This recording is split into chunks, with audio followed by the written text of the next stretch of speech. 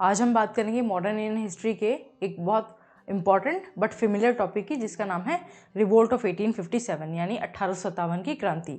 तो अगर हम इसके नेचर की बात करें तो हमने साइंस में एक बात पढ़ी है, that is every action has an equal and opposite reaction. तो क्या मतलब है इस बात का यहाँ पर? तो ये एक रिएक्शन था। 1857 का रिवोल्ट एक रिएक्शन है, पर एक्शन क्या है? एक्शन है 100-150 सालों से चला आ रहा ब्रिटिश रूल। तो अगर हम इसके नेचर की बात करें तो जो ब्रिटिश हिस्टोरियंस हैं उनमें से कुछ ये कहते हैं कि सिर्फ एक सिपॉय म्यूटिनी थी, जबकि जो नेशनलिस्ट इंडियन हिस्टोरियंस हैं उनमें से कुछ ये कहते हैं कि एक फर्स्ट वॉर ऑफ इंडिपेंडेंस है, यानी आज़ादी के लिए पहली लड़ाई। और वहीं कुछ ऐसे भी हिस्टोरियंस हैं जिनका एक मिक्स्ड रिएक्शन है इसको लेकर, यानी कि वो कहते हैं ना तो ये आज़ादी के लिए लड़ाई थी और ना ही ये पहली लड़ाई थी। तो ये हो गया इसके नेचर की बात। अगर हम कॉजेज़ की बात करें तो अच्छे से समझने के लिए हमने कॉजेज़ को दो पार्ट्स में डिवाइड किया है। तो पहले जो लंबे समय से चले आ रहे हैं that is long term causes, जिसमें हो गए हैं political causes, social causes, economic causes, military causes. और अगर हम इमीडिएट कॉज की बात करें तो वो हाल ही फिलहाल में बिल्ड हुई एक चीज़ है जिससे कि रिवोल्ट अगर हुआ। तो पहले हम बात करेंगे लॉन्ग टर्म कॉजेज़ की। उसका जो फर्स्ट पॉइंट है दैट इज़ पॉलिटिकल कॉजेज़। तो इस टाइम पर ब्रिटिश गवर्नमेंट ने काफ़ी सारी पॉलिसीज़ इंप्लीमेंट की, जिसमें से एक था सब्सिडरी अलायंस। तो क्या था ये प्रिंसली स्टेट्स के साथ की गई एक संधि थी, जिसके तहत उनको सबॉर्डिनेट रहना होता था, एक सब्सिडरी बन के रहना होता था ब्रिटिश गवर्नमेंट का। तो इन सब से बहुत एडवर्स इफेक्ट पड़ा कुछ प्रिंसली स्टेट्स में, जिसमें कि हैदराबाद आ गया, मैसूर आ गया, अवध आ गया और तंजौर आ गया। ये कुछ एग्जाम्पल्स हैं। अगर एक और पॉलिसी की बात करेंगे that is doctrine of lapse. तो उस टाइम पे जो गवर्नर जनरल थे लॉर्ड डलहौजी थे 1856 से पहले, लॉर्ड कैनिंग से आने से पहले। तो उन्होंने डॉक्ट्रिन ऑफ लैप्स इम्प्लीमेंट की थी। तो क्या था इस ट्रीटी में? एक ऐसा सिस्टम था जिसमें अगर कोई प्रिंसली स्टेट बिना किसी लेजिटिमेट एयर के अगर रह जाता है तो उसे ब्रिटिश इंडिया में मिला लिया जाएगा। तो that is doctrine of lapse. तो इससे भी प्रिंसली स्टेट्स के पे बहुत बुरा प्रभाव पड़ा, जिसमें कि हम एग्जांपल दे सकते हैं कि झांसी हो गया, सतारा हो गया, नागपुर हो गया, संबलपुर हो गया। तो ये सारे जो स्टेट्स हैं इन्हें ब्रिटिश इंडिया में इसी ग्राउंड पर मिला लिया गया। तो ये थे हमारे पॉलिटिकल कॉजेज़। इसके बाद अगर बात करें सोशल कॉजेज़ की, तो ऐसा नहीं है कि पहले इंडिया में इन्वेडर्स नहीं आए या पहले कोई फॉरेन रूल नहीं रहा है। अगर हम मुगल एम्पायर की बात करें या दिल्ली सल्तनत की बात करें तो वो कैसे डिफरेंट थे ब्रिटिश गवर्नमेंट से? वो इस तरह से डिफरेंट थी कि उन्होंने यहाँ पर आकर अपने कल्चर के साथ अपना यहाँ का कल्चर एसिमुलेट कर लिया था।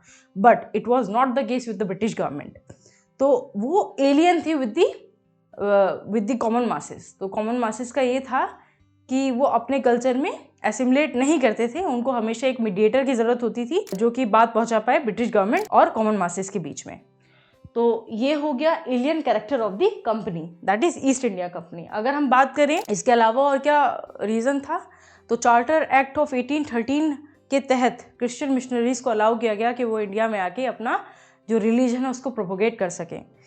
तो यहाँ पर क्रिश्चियन मिशनरीज़ जब आए, उन्होंने अपने रिलीजन को प्रोपोगेट करना स्टार्ट किया। इससे जो कॉमन मासेस हैं उनमें एक अलर्टनेस आ गई, किसको लेके कि they are trying to change our religion, they are trying to convert us in Christianity. तो ये भी एक वजह थी। उसके बाद अगर हम बात करें तो बाज़ार में अलग अलग तरह के रूमर्स थे। वो रूमर्स कुछ इस तरह के थे कि जानबूझ के हमारे धर्म को भ्रष्ट किया जा रहा है। आगे चल के ब्रिटिश गवर्नमेंट ने कुछ रेफॉर्मेटिव स्टेप्स भी लिए थे, जिसमें कि सती प्रथा को बैन कर दिया था 1829 में, या फिर वीडो रीमैरिज एक्ट पास किया था 1856 में। तो इससे क्या हुआ, जो कंजर्वेटिव क्लास थी इंडियन सोसाइटी की, उनको असंतोष महसूस हुआ इसके चलते। अब उसी टाइम पर वेस्टर्न एजुकेशन भी इंट्रोड्यूस की गई थी इंडिया में। तो वेस्टर्न एजुकेशन के तहत क्या हुआ, लोगों का ये मानना था कि कहीं ना कहीं जो हमारा ट्रेडिशनल वैल्यू सिस्टम है उसको ख़त्म किया जा रहा है। तो ये सारे हो गए हमारे सोशल कॉजेज़। अगर हम इकोनॉमिक कॉजेज़ की बात करें तो हम जानते हैं कि दादाभाई नौरोजी ने एक ड्रेन ऑफ वेल्थ थ्योरी दी थी, जिसके तहत ये बताया गया था कि कैसे सिस्टमैटिक तरीके से इंडिया के रिसोर्सेज को एक्सप्लॉइट किया जा रहा है।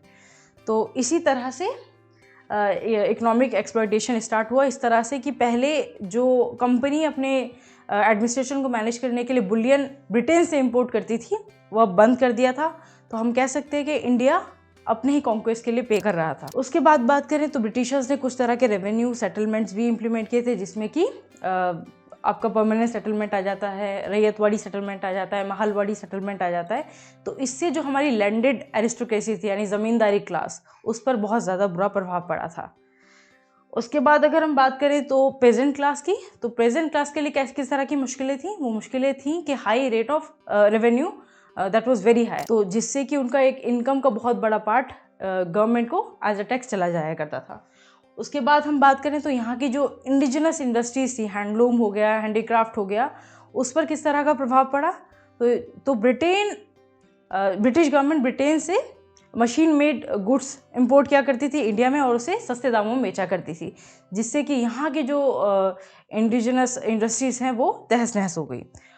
तो इसके बाद हम बात करें, अगर हमें दूसरी कंट्रीज़ में, खासकर से ब्रिटेन में, जब इंडियन गुड्स को भेजना है तो उस पर बहुत ज़्यादा टैरिफ हुआ करता था, जिससे कि वो चीज़ें ऑटोमेटिकली वहाँ पर महंगी बेची जाती थी। तो ये सारे हो गए इकोनॉमिक कॉजेज़।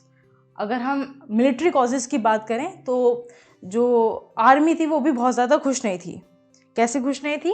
क्योंकि उनके साथ जो नस्ल के आधार पर भेदभाव यानी रेशियल डिस्क्रिमिनेशन किया जाता था, और उसके अलावा भी उनको सैलरी बहुत कम दी जाती थी और प्रमोशन के भी बहुत ज़्यादा प्रोस्पेक्ट्स नहीं थे। और इसी टाइम पर फॉरेन अलाउंस को बंद कर दिया गया था। पहले क्या हुआ करता था कि जो सिपाही हैं, इंडियन सिपाही हैं, उन्हें जब भी बाहर पोस्टिंग दी जाती थी उन्हें एक तरह का अलाउंस दिया जाता था, पर ब्रिटिश गवर्नमेंट ने इसे ख़त्म कर दिया था। तो ये भी एक कारण था, डिसकंटेंट था सिपाहियों के बीच में। उसके बाद जैसे कि जनरल मासेस में ये सारे रूमर्स थे कि हमारे धर्म को भ्रष्ट किया जा रहा है, उसी तरह से सिपाहियों के बीच में भी ये था कि कहीं ना कहीं they are trying to interfere in our social religious system. उसके बाद अगर हम बात करें तो ये सब तो होगी लॉन्ग टर्म कॉजेज़ की बात। अगर हम इमीडिएट कॉजेज़ की बात करें तो उस टाइम पे कुछ तरह की अफवाह फैली थी। तो उन अफवाहों में सबसे पहला क्या था कि उस टाइम पर आर्मी में एनफील्ड राइफल को इंट्रोड्यूस किया गया था। ऐसी अफवाह थी कि उसकी जो कोटिंग की गई है वो काव और पिग फैट से की गई है, जिसके चलते चाहे वो हिंदूज़ हों चाहे वो मुस्लिम्स हो, दोनों के ही जो रिलीजियस बिलीव्स हैं वो करप्ट हो रहे थे।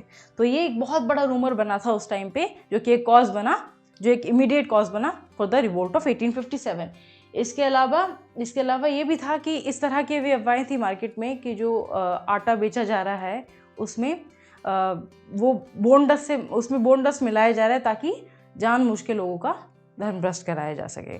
तो this became one of the immediate causes for the revolt of 1857। इसके बाद हम बात करेंगे किस तरह से रिवोल्ट स्टार्ट हुआ, कौन कौन से सेंटर थे, उन सेंटर्स पे कौन कौन से रिवोल्ट थे, अगले वीडियो में। Thank you.